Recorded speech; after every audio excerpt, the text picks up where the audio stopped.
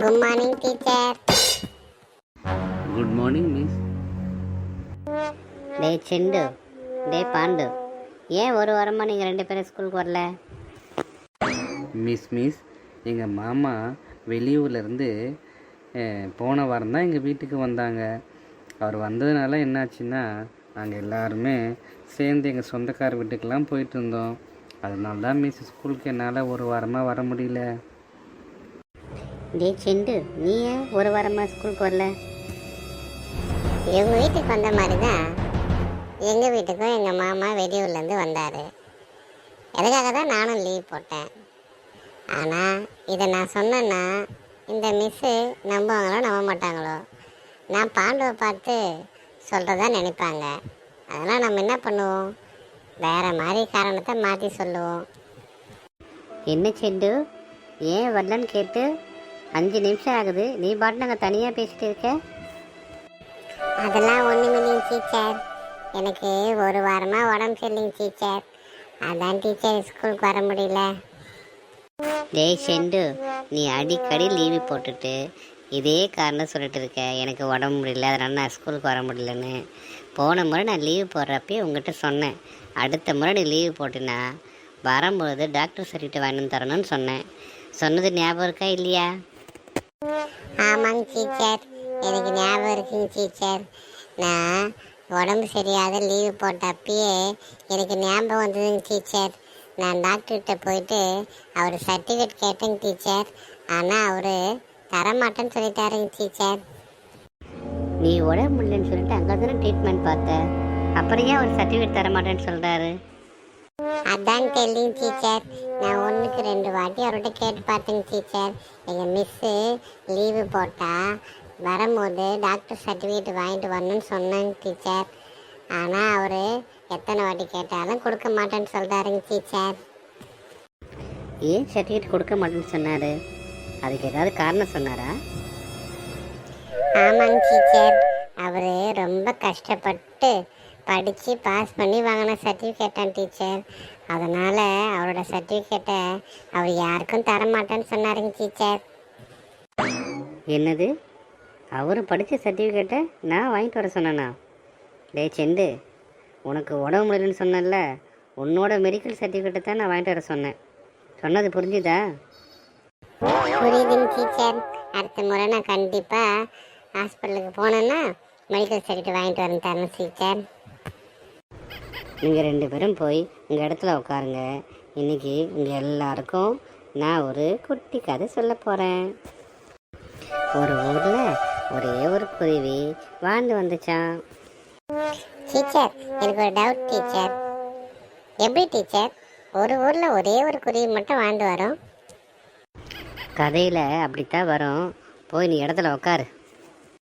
சரிங்க டீச்சர். அந்த குருவி பறந்து போயிட்டு இருக்கும் பொழுது அடிபட்டு கீழே விழுந்து அதோட ரெக்கை உடஞ்சி போச்சான். அப்புறமா அந்த குருவி ஒரு வேப்ப மரத்துக்கிட்ட போச்சான். போயிட்டு வேப்ப மரத்துக்கிட்ட, வேப்ப மரமே என்னுடைய ரெக்கை உடஞ்சி போச்சு, நான் உன்னோட மரத்தில் கூடு கட்டி வாழ்ந்துக்குவா அப்படின்னு சொல்லிட்டு அந்த குருவி கேட்டுச்சான். அதுக்கு அந்த வேப்ப மரம் சொல்லிச்சான், என்னுடைய மரத்தில் ரெக்கை உடஞ்ச குருவிக்கெல்லாம் இடம் இல்லை அப்படின்னு சொல்லிட்டு அந்த வேப்ப மரம் இடம் தர மறுத்துடுச்சான். டீச்சர், எனக்கு ஒரு டவுட் டீச்சர். என்ன டவுட்டு செண்டு? இப்போ ஒரு குருவி கதை சொன்னீங்களா டீச்சர், அந்த குருவி சின்ன குருவியா பெரிய குருவியா டீச்சர்? இப்போ என்ன உனக்கு சந்தேகம்? அது சின்ன குருவி தான். ஓ, சின்ன குருவியா? சின்ன குருவி தான் கூண்டு கட்டவே தெரியாது, அது எப்படி போய் கூண்டு கட்டுறதுக்காக கேட்கும்? அதுவும் இல்லாமல் அந்த குருவியோட ரெக்கை உடஞ்சிக்கிதுன்னு சொல்கிறீங்க, அப்போ ரெக்கை உடஞ்சிக்கிற குருவி அந்த வேப்ப மரத்துக்கிட்ட போய் எப்படி மேலே பறந்து பேசும்? அது சின்ன குருவி மாதிரி இருக்கிற பெரிய குருவி. போய் இடத்துல உட்காரு செண்டு. சரிங்க டீச்சர். அப்புறமா அந்த குருவி பக்கத்தில் இருக்கிற புளிய மரத்துக்கிட்ட போச்சான். புளிய மரத்துக்கிட்ட போயிட்டு, புளிய மரமே நான் ரெக்கை உடஞ்ச குருவி, உன்னோட இடத்துல கூண்டு கட்டி தங்கிக்கவான்னு கேட்டுச்சான். அதுக்கு அந்த புளிய மரம் என்ன சொல்லிச்சான், சிறகு உடஞ்ச குழிக்கெல்லாம் இங்கே இடம் கிடையாது, நீ வேற எங்கேயாவது போய் கூண்டு கட்டிக்கோன்னு சொல்லிட்டு அந்த சின்ன குருவிகிட்ட சொல்லி அனுப்பிச்சிடுச்சான். டீச்சர், மறுபடியும் ஒரு டவுட் டீச்சர். இது ஏன் டவுட் இல்லைங்க டீச்சர், பாண்டுரகன் டவுட் டீச்சர்.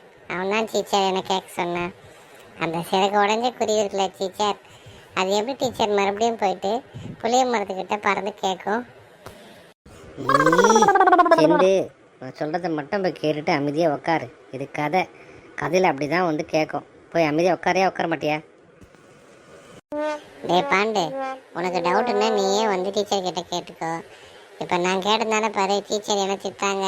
சாரிங்க டீச்சர், என் டவுட் இருந்தால் மட்டும் வந்து நான் உங்களை கேட்குறேங்க டீச்சர். அடுத்து என்ன பண்ணிச்சான் அந்த குருவி, பக்கத்தில் இருக்கிற தென்னை மரத்துக்கிட்ட போச்சான்.